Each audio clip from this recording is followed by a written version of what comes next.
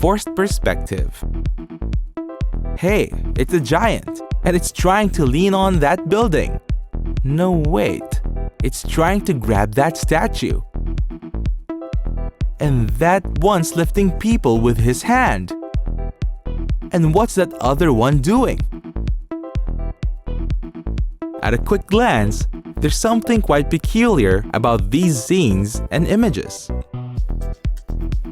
I mean, now that you have time to process it, you know that it's just another case of an optical illusion, messing with your perception. It's the optical illusion called forced perspective.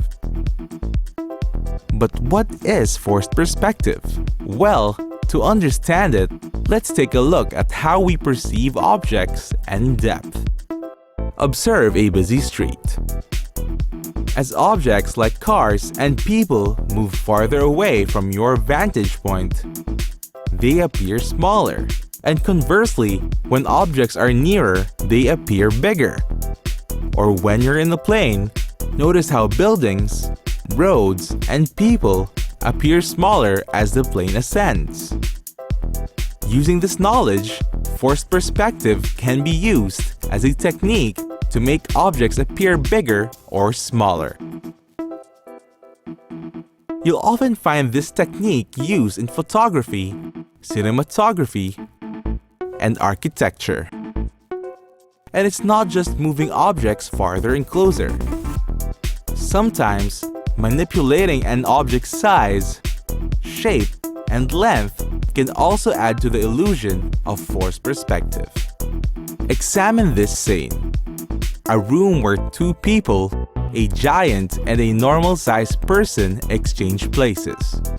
And voila! As they move along the room, their height changes. But how? This is a classic example of the Ames room illusion. A room specially designed to have its architecture mess with your sense of perspective. Look at how it's actually designed. The rightmost end is actually more compressed and farther than the leftmost end. Because of this, moving across the room creates the illusion that people grow taller. Another famous example would be the Japanese style of monster and mecha genre movies, where miniature building sets are shot with actors wearing a monster costume. This results to the monster appearing as if it was as tall as the buildings.